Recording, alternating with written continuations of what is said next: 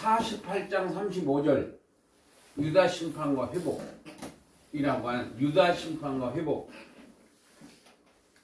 24장 24장이 유다 심판이에요. 그 다음에 25장부터 32장까지가 열방. 여기서 열방은 어떤 나라를 말하느냐면은 유다를 중심으로 하는 주변 국가들. 그 당시에. 그러니까 여기 대한민국이 나와 안 나와? 안 나와요. 왜 안 나와요? 주변 국가가 아니야. 멀리 떨어져 있는 나라야. 그러니까 여기 7나라가 전부 주변 국가들이야.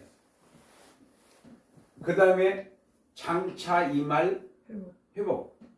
그러니까 이 선지서를 보실 때에는 항상 구약적 개념과 신약적 개념으로 나눠서 보시는데 그거 나누는 방법이 어떻게 나누느냐면은 지금 여기서는 1번, 2번까지가 구약적 개념이에요. 그리고 요 세 번째가 신약적 개념이고 이사야서도 마찬가지예요. 39장까지가 구약적 개념이고 40장부터 66장까지가 신약적 개념이에요. 그러니까 우리가 그 신약에서 서신서가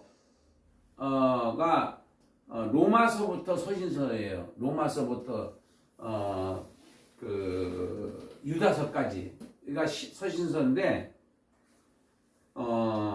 바울 서신하고 일반 서신하고 두 개로 나눠요. 바울 서신이 13권, 일반 서신이 8권.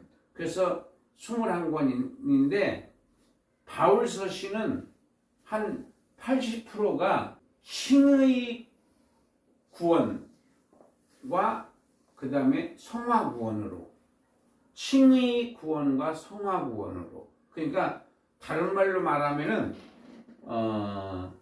교리와 윤리로 나뉘어져 있다. 교리와 윤리. 교리는 방법론이고 윤리는 행동이에요.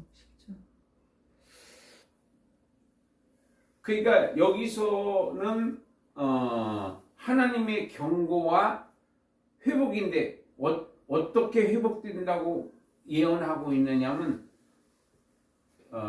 메시아를 통해서 회복될 것이다. 메시아를 통해서 회복될 것이다.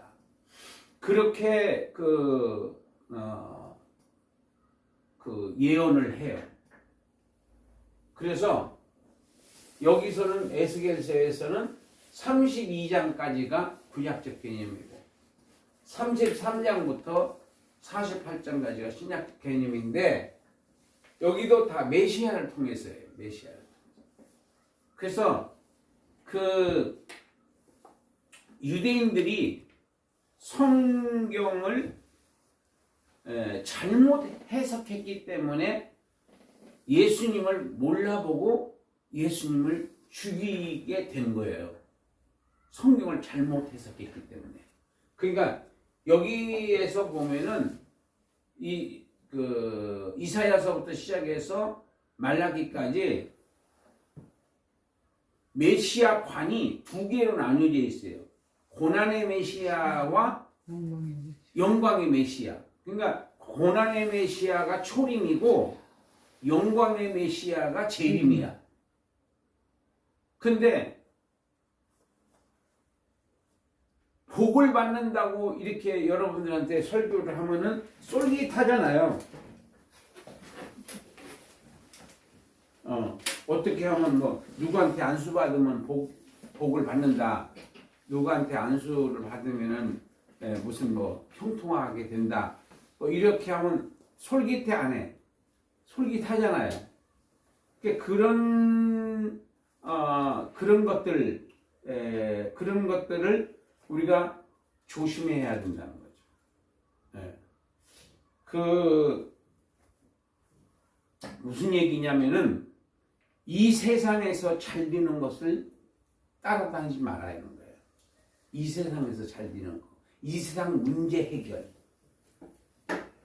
이것도 해결을 해야 되지만은 더 중요한 것은 천국에서 잘 되는 게 근본적인 거거든요. 그게 진짜 진리거든요. 영원한 예수님께서 말씀하시는 것은 지금 제 아들이 사도들이 잘 못 알아들을 때 많잖아요. 왜 그러냐면 예수님은 항상 무슨 말씀하실 때 영원한 각도에서 말씀하세요. 영생의 각도에서. 언제든지 그래요. 근데 제자들은 항상 현실적인 지금 잘 된다는 거야, 안 된다는 거야. 그것을 자꾸만 바라는 거거든요. 그러니까 예를 들어서 바리새인들이 누룩을 조심해라. 그랬더니 떡 가져오는 걸 우리가 잊어서 그러니까 이러잖아요. 그러니까 머리통에 먹는 것뿐이 없는 거예요. 그러니까 뭘 먹을까, 뭘 마실까. 그러니까 하나님의 뜻은 이 사람한테 별 의미가 없어. 하나님의 뜻은 하나님의 뜻을 어떻게 하면 이뤄드릴까? 어떻게 하면 좋지? 그럼 나 왜 그렇게 못하지? 이렇게 고민하는 게 아니라 뭘 먹을까? 뭘 마실까? 오늘 저녁 뭐 먹지?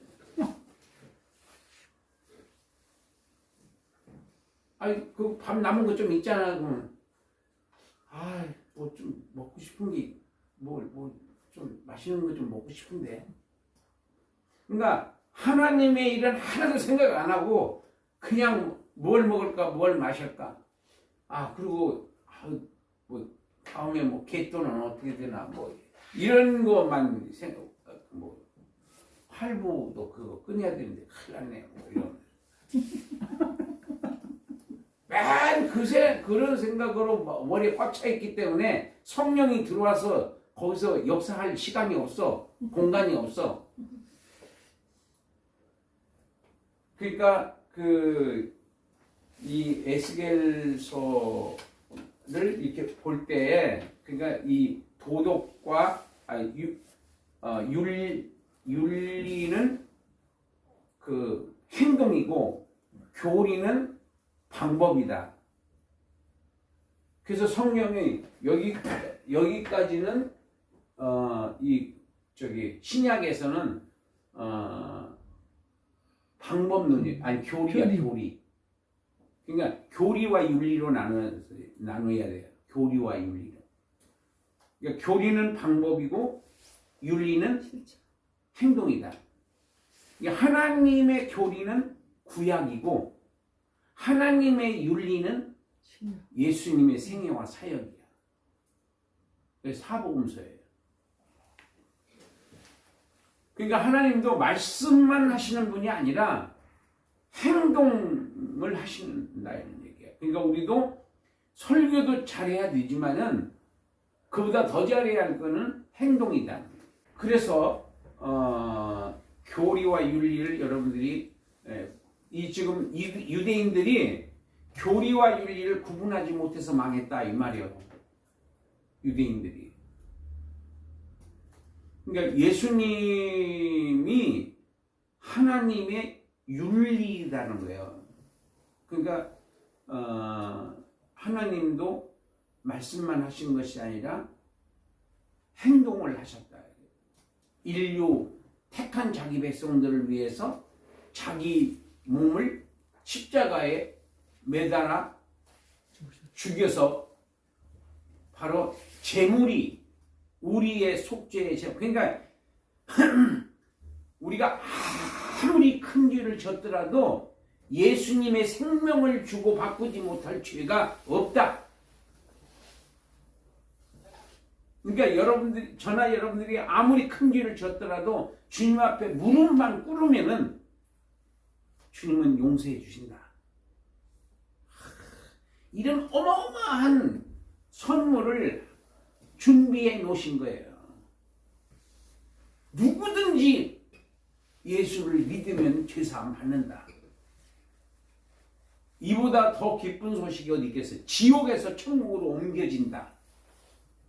영원한 저주에서 영원한 생명으로 옮겨진다. 예수만 믿으면. 이것을 하나님 아버지께서 딱 정해 놓으신 거예요. 길을 열어 놓으신 거예요. 구제받을 수 있도록, 용서받을 수 있도록. 이게 복음이에요. 이게 기쁜 소식인 거예요. 그래서 유다와 그리고 여기는 메시아를 통해서, 근데 어떨 때는 메시아를 통해서 구원이 아니고 페르시아에서, 바벨론에서, 포로에서 귀환한다. 그런 내용도 있어요. 근데 두 가지예요. 그거는 10% 정도뿐이 안 돼요. 나머지는 대체적으로 메시아를 통해서 구원받는다는 거예요. 근데 이 메시아관이 두 개로 나뉘어져 있다는 것을 유대인들이 몰란 거예요. 그게 뭐냐면은 초림 메시아, 재림 메시아.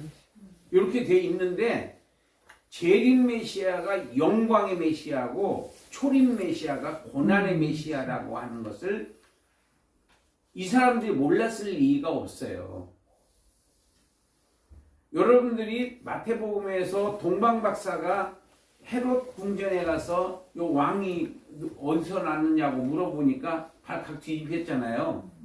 헤롯이 왕인데 왕이 또 있다니 하면서, 그래서 헤롯이 물어보잖아요. 저기한테 그 바리새 저기 서기관들이라든 대제사장 성경을 잘 아는 사람한테. 그랬더니 이 사람들이 베들레헴에서 난다 가르쳐 주죠. 그러면 이 사람들이 알았다는 얘기잖아요. 그럼 메시아가 왔으면 가 봐야 되겠어요? 안 가 봐야 되겠어요? 안 가보잖아요.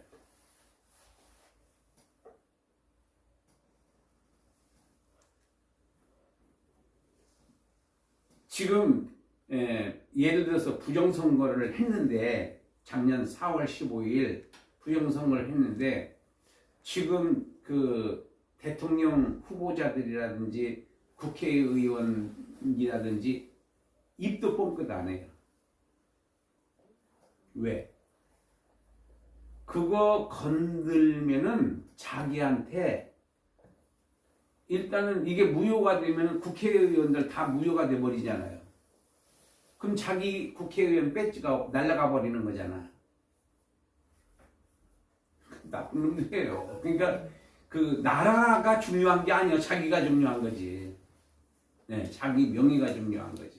그거하고 똑같은 거예요. 이 사람들이 지금 메시아가 왔다, 메시아가 남은 어디서 났냐, 베들레헴 났다 그럼 베들레헴에 가봐야 될 거 아니에요. 메시아가 오셨는데 그리스도가 안 가보잖아요. 그거예요. 그러니까 우리가 하나님께서는 우리의 양심을 보시거든요. 내 양심껏 양심에서 진짜 주님 사랑하냐? 네.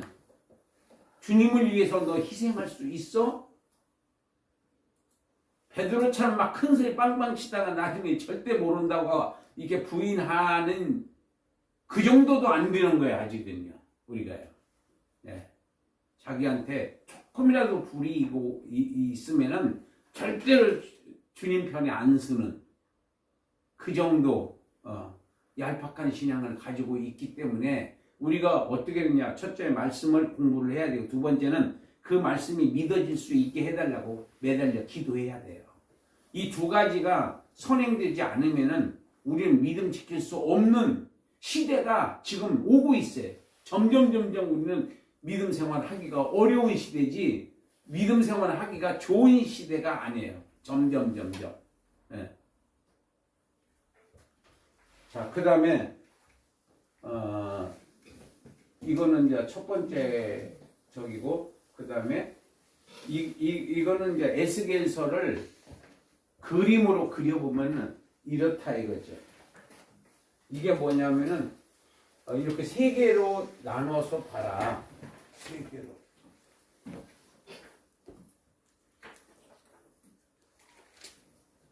하나, 둘, 셋. 연대로 보면은 588년이 588년, 586년이잖아요. 그래서 내가 아까도 그랬죠. 586년 하나라도 외워놔라.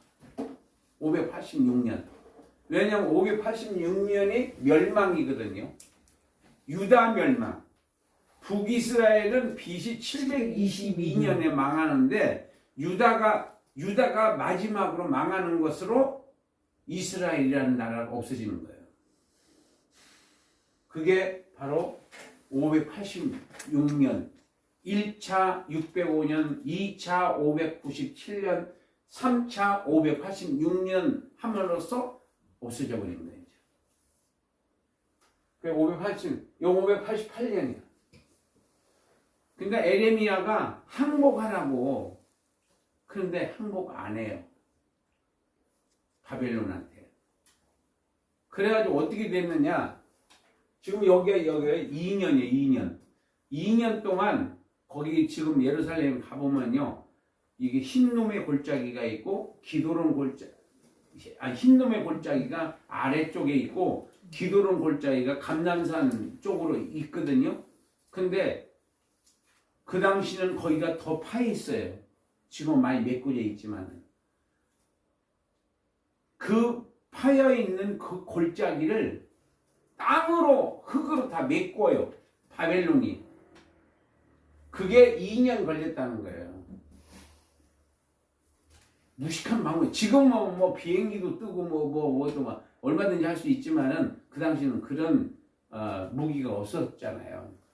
그래가지고 이제 내일이면 이제 이제 성 안으로 들어갈 수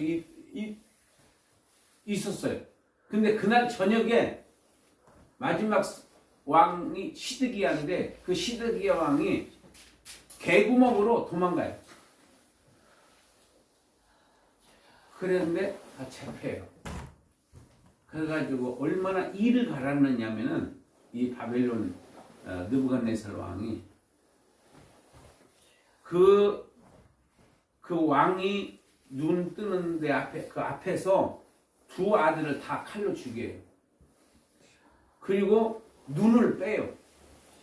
그 왕의 눈을 빼가지고 쇠사슬로 몸을 묶어가지고 거기서부터 바벨론까지 끌고 가. 그러니까 주의 종의 말을 안 듣다가 에레미야의 말을 안 듣다가 그렇게 비참하게 죽어요. 그러니까 북한 사람이 탈북하다가 잡히면은 그렇게 죽인다고 그러더라고요. 정말로 비참해요. 그 사람들 얘기 들어보면, 이야, 저 김일성, 저 정말로 나쁜 놈, 정말 살인자, 800만 명을 죽였다고 하더라고요. 전체적으로, 통계적으로. 800만 명을. 자기 민족을, 자기 국민, 자기 백성들을 800만 명을 죽인 거예요. 굶겨 죽이고, 때려 죽이고, 일 시켜다 죽고, 그냥 쓰러지고. 800만 명. 정말 나쁜 놈이에요. 그거를 또 추앙하는 인간들은 도대체 머리통이 어떻게 구조가 되어 있는지 나는 그게 이해가 안 가요. 그러니까 세계에서 제일 많이 죽인 사람이 모태똥이고, 예. 그 다음에 소련, 공산주의 하면요, 무조건 사람을 많이 죽이게끔 돼 있어요. 예. 자기 마음에 안 들면 그냥 가니까 그냥. 그러니까 2년 동안 해서 여기서 이제 예루살렘 포위 기간이 2년이라는 거예요. 588년부터 586년까지. 그리고 여기는 33장부터는 이제 그 회복이에요. 마지막 회복의 기대, 새 예루살렘. 이런 새 예루살렘은요, 천국 얘기야. 천국. 그리고 요 도표가 이게 뭐냐면은 멸망한 이스라엘 지상의 왕국은 점점 타락하고 멸망하게 되고, 여기는 회복된 이스라엘, 이거는 바로 메시아 왕국이에요. 그리스도의 재림이 점점 이제 가까워진다는 겁니다. 그래서 요게 이방인의 때야. 지금은 이방인의 때예요. 지금은. 그러니까 성경을 볼 때 그냥 육적 이스라엘로만 해석하면 안 된다 이거예요. 그거는 해결이 안 돼요. 어거지로 해석이 이해가 안 되게끔 해석할 수뿐이 없어요. 그러니까 신학이라고 하는 그 학문의 한계가 있는 거예요. 구속사, 즉 하나님의 나라와 연계시켜서 이해를 해야지 알아먹을 수가 있게끔 설명이 가능하더라고요. 해보니까. 그래서 여기는 이제 그리스도의 재림, 여기서 이제 예수님이 재림을 딱 하시면 어떻게 되냐? 그때부터 천국이 시작되는 거예요. 뭐 천년왕국이니 뭐니 모든 것이 그게 바로 천국 시작이에요. 천국 시작. 자, 이렇게 지금 육적 선민, 이거는 영원한 선민, 이렇게 나뉘어져 있다.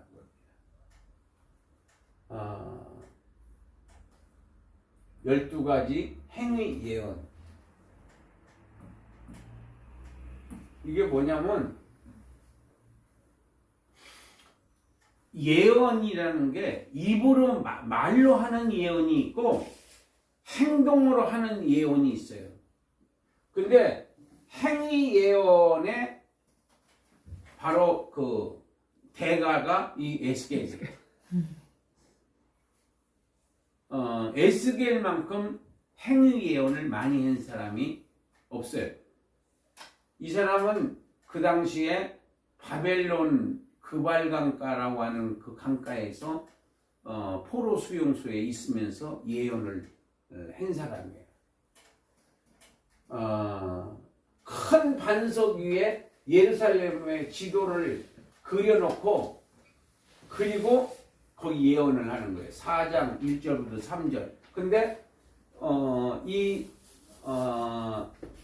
바벨론, 이게 뭐냐면은 예루살렘이 포위가 당할 것이다. 앞으로. 그게 몇 년도에 그렇게 됐냐면, 아까 우리가 짚어봤잖아요. BC 588년부터 BC 586년까지 포위가 되잖아요. 이것은 그 2차 포로에 잡혀간 후 3차에 그렇게 될 것이다. 이 사람은, 에스겔은 2차에 잡혀간 사람이에요. 3차에 그렇게 될 것이다. 예언하는 게. 이게 다 그런 예언이에요. 행위 예언.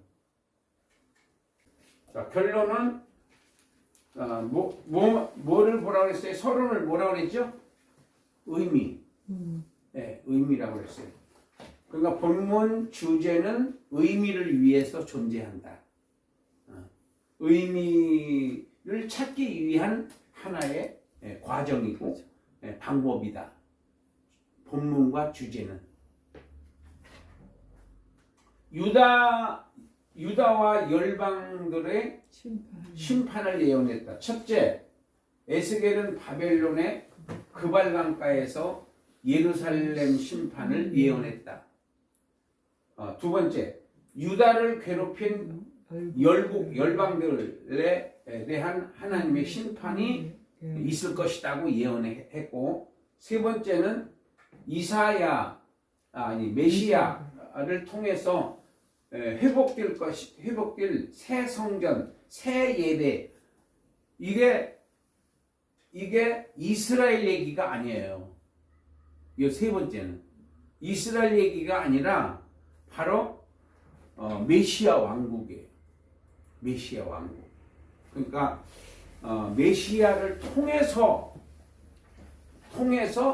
회복될 영적 선민, 저와 여러분들을 위시해서 아담서부터 시작해서 예수님 재림하실 때까지 구원받은 성도들의 회복될 그것을 여기서 지금 예언한 것이다. 그렇게 봐야 된다 이거죠. 그래서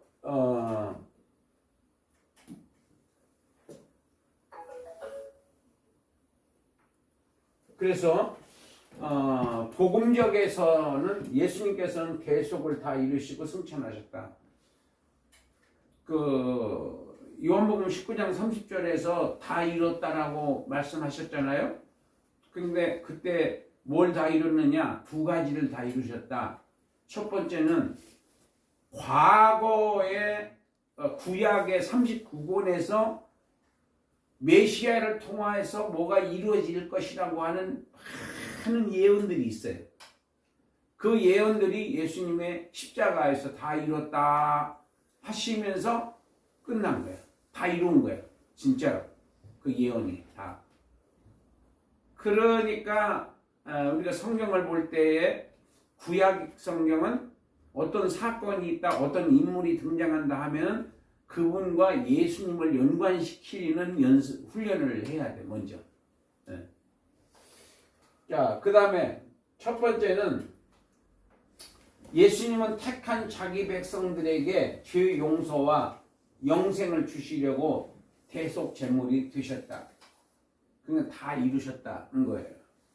첫 번째, 예수님이 택한 것이 아니라 하나님 아버지께서 택한 자기 백성들의 죄 용서와 영생을 주시려고, 죄 용서와 영생을 주시려고 그 약속을 다 이루셨다.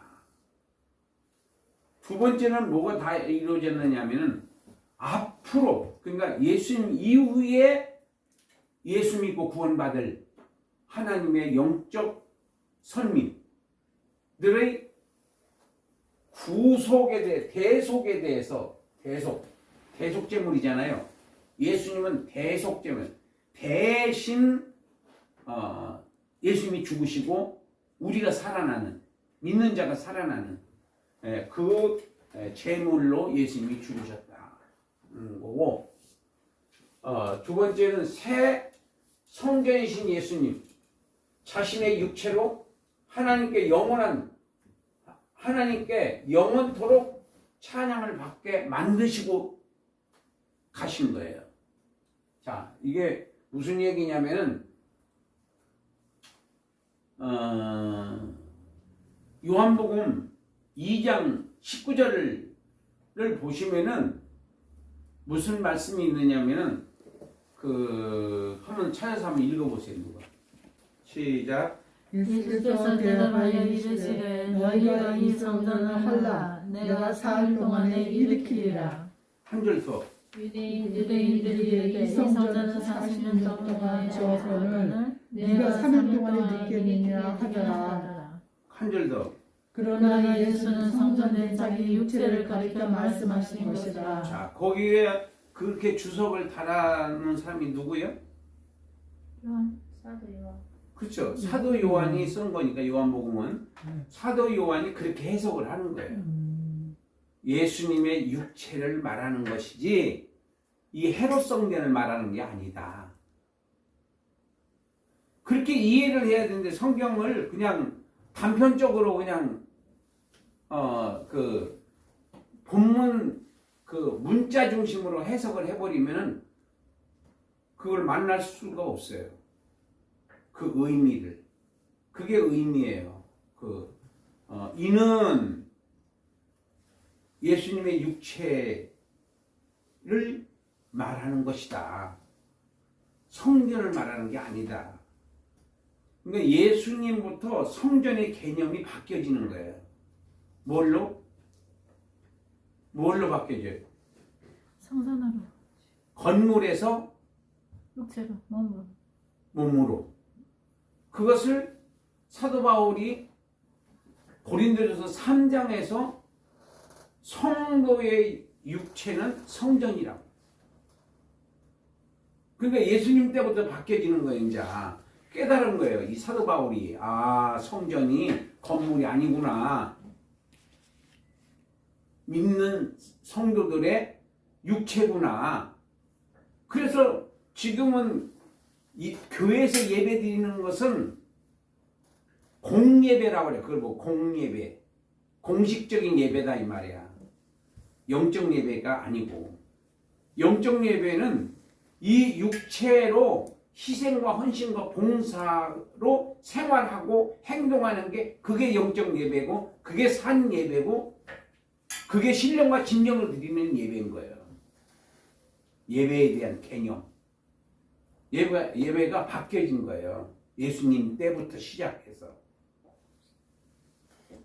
그러니까 지금도 예배, 제사를 드리고 절기를 지키는 것은 무식한 방법인 거예요. 이미 지나간, 그러니까 지금도 한국이나 중국이나 일본이나 옛날 방법을 고수하는 사람들은 다 망해요. 지금 빨리빨리 바뀌지 않으면은 살아남을 수가 없는 시대에 우리가 지금 살고 있는 거예요. 그러니까 북한 사람들이 여기 와서 힘든 게 그 빨리빨리 바뀌어지는 세상에 들어와서 보니까 엄청 힘들거든요. 예. 북한에서는 뭐 하라는 대로만 하잖아요. 중국 사람들도 제일 힘든 게 뭐예요? 생각해서 해. 네가 생각해봐서 옳은 게 뭔지야. 그렇게 해서 그거 해결을 해. 그냥 시키세요. 어떻게 해라. 그게 힘들대요. 왜? 그렇게 살아왔잖아. 그러니까 그게 어려운 거거든요. 예. 스스로 생각해서 옳은 길을 간다는 거. 왜? 기본적으로 그렇게 안 살아봤기 때문에 그렇게 힘든 거예요. 그래서 예수님 성전이 여기서 바뀌는 겁니다. 새 성전이신 예수님의 육체로 하나님께 영원히 찬양을 받으시게 만들어 놓으신 거야. 예수님께서. 이제 모든 믿는 자들은 다 하나님을 아버지라고, 그리고 영원토록 찬양을 받으시기에 합당하신 분이라고 우리 성도들은 그렇게 입의 열매로 나타내야 돼요. 왜냐하면 하나님 아버지가 아들을 우리한테 선물로 주신 거예요. 아들이신 예수님을 보내주신 거예요. 그 아들 예수님은 아버지의 뜻을 받들어서 바로 십자가에 죽으신 거고, 그 다음에 사명에 충성하는 자. 사명이 뭐냐면은 너는 이렇게 살다 와라. 이게 사명이에요. 사람마다 다 사명이 있어요. 첫째,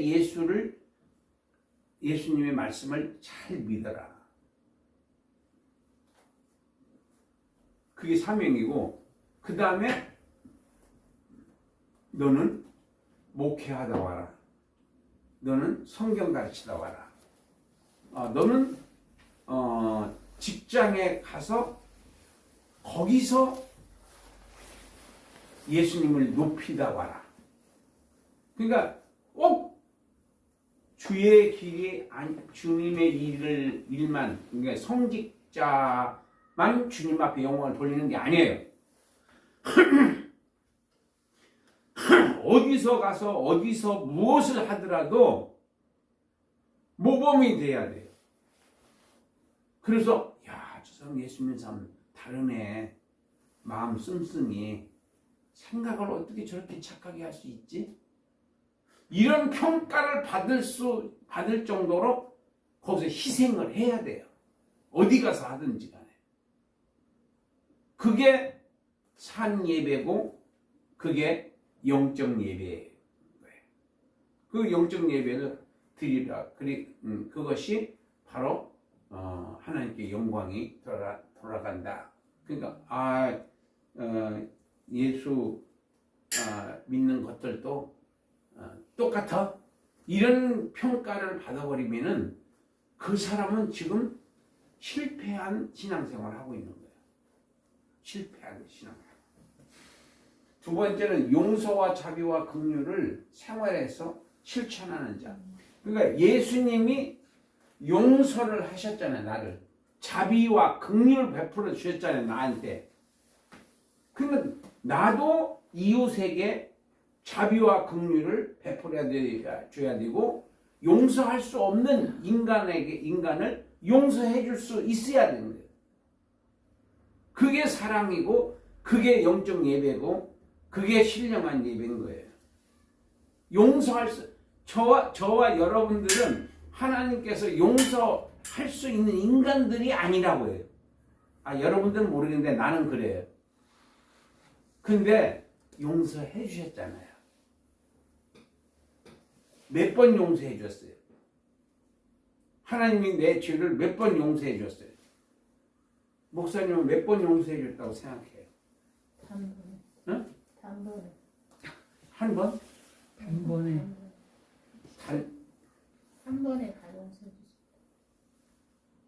한 번에? 그러니까 단번에 예수님이 십자가에 한 번 돌아가셔서 단번에 자기 모든 죄가 용서받아. 지금 잘못 그 얘기가 아니고 예수님이 나한테요 한 번, 두 번, 세 번 이렇게 해서 우리를 얼마나 몇 번이나 용서를 해주신 것 같으냐고. 우리 자신을 그거는 뭐셀 수가 없어요. 그렇지, 셀 수가 없죠. 그 정상적인 사람들은요 셀 수 없다고 그래요. 근데 비정상적인 신앙을 가진 사람들은 두 번인가 세 번인가 이렇게 얘기하면 이 사람은 철이 있는 거예요, 없는 거예요? 영적인 철이 없는 거죠. 네. 무슨 영적인 철이 없으니까 그러냐고 이제 이렇게 하고 넘어가야지. 거기다 깊이 파재끼면은 이분이 이제 기분 나빠하죠. 파면은 그 정도 하고 그 다음에 세 번째는 영원히 썩지 않은 양식을 위해서 일해라. 그게 뭐냐면 면류관이에요. 영원히 썩지 않는 양식. 구제를 뭐라고 예수님 말씀하시냐면 썩지 않는 그 양식 부대. 이 세상에다가 모아놓은 것은 누가 가져갈 수도 있고 누구한테 뺏길 수도 있고 사기 맞을 수도 있고, 근데 천국에다 맡겨놓으면은 아주 안전하다. 그래서 예수님께서 안전하다 그러는데 여러분들은 천국에다 맡겨놓을 의향이 있으셔 없으셔? 별로 없는 것 같아요. 예수님께서는 그래서 썩지 않는 양식을 쌓아라. 천국에. 그게 예수님의 요구인데 우리는 썩지 않는 양식에 대해서 관심이 없어요. 썩을 양식에 대해서는 관심이 많아. 다 재정립을 해야 돼요. 네. 뭐가 뭔지를 모르니까 재정립을 해서 내가 무엇을 위해서 살아야 될 것인가. 이것은 이제 딱 정해놓고 거기에 목표를 갖고서나 살아야 뭐가 가치 있는 삶이냐. 뭐가 가치 있는 삶이냐. 뭐가 영원히 남아있는 양식이냐. 이런 거. 그래서 이것은 영원히 썩지 않는 양식을 위해서 일해라. 그래서 요한복음 6장에서 보면 그 썩지 않는 양식에 대해서 자세히 나와 있어요. 요한복음 6장. 썩지 않는 양식과 썩을 양식. 그래서 예수님은 썩지 않을 양식을 위해서 일해라. 썩을 양식을 위해서 일하지 말라. 그러니까 우리가 전도가 아니고 그냥 생활 가운데서도 썩지 않는 양식이 있는 거예요. 생활 가운데서 내가 먼저 희생하고 내가 먼저 헌신하고 내가 먼저 봉사하고 어쨌든 내가 먼저 희생을 해야 돼. 그게 썩지 않는 양식인 거예요. 그게. 근데 그것은 다 육적으로는 손해보는 짓이야. 그게. 육적으로는 다 손해보는 거예요. 영적으로는 이익이 되는데, 육적으로는 손해보는, 생활이다. 그렇게 살면은. 그러니까 다 그렇게 못 사는 거야. 자, 여기까지 오늘 하고,